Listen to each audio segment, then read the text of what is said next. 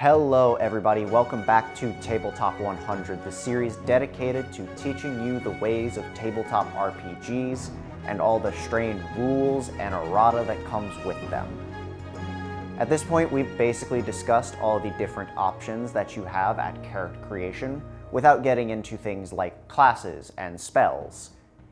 So today we're going to talk about the other major thing that most RPGs have: combat.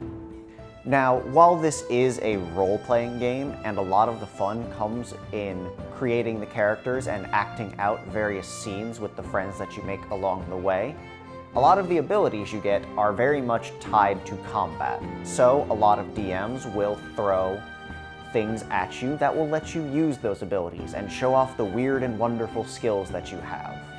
Be it a giant dragon facing you down, a group of marauding bandits, or some really angry fungus. Combat has a multitude of things to impress and wow you. Now, combat doesn't need to happen every session. If it does, it can grow a little stale, especially if you aren't leveling up that much. But it is a great way to experience things and slow things down and show off what you can do. But how does combat exactly work? Well, the first step is when combat begins is everyone rolls for initiative.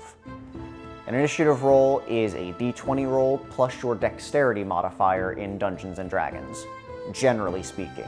There are a few abilities that let you add things like your intelligence modifier instead of your dexterity or in addition to your dexterity.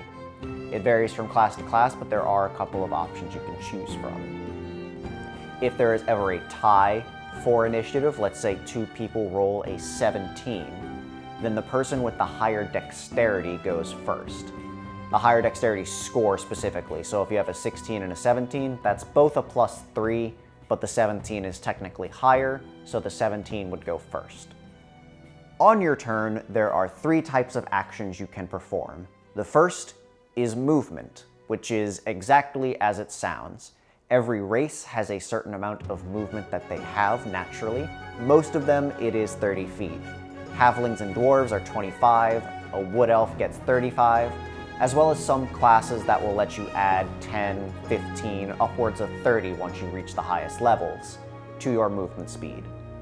And when you use the move action, all you can do is just move. You can break it up across multiple movements, so if you want to move, attack, and then move again, so long as you still have movement remaining, you can do that.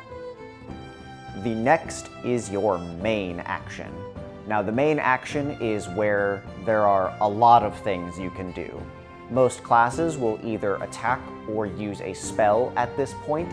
It varies from class to class, but there are a multitude of options. You can dash, which lets you move your movement again. You can disengage, you can hide, you can use an item, you can interact with an object. There are a multitude of options, and talking about each and every one of them right now would take a very long time, so we're going to do that in another video that is dedicated strictly to actions in D&D during combat. And lastly, we have the bonus action. Now, the bonus action is where you can get a bit more creative with what you can do. A lot of homebrew rules that change or alter things from the core rulebooks usually rule something that is a normal action as a bonus action, such as drinking a health potion. Normally that takes a full action, but a lot of people house rule it to be drinking one that you own is a bonus action.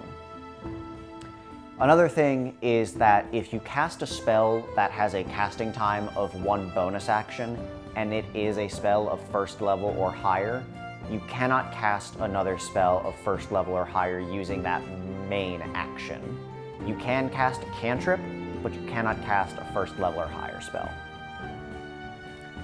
Now, combat flows at roughly 6 seconds every round, one round being comprised of everybody's turn in that round. So if you have a combat of 5 people, once all 5 of those people have passed, 6 seconds have passed. This is useful for determining things like rage duration and spell duration, because most of them have a time of 1 minute or 10 full rounds.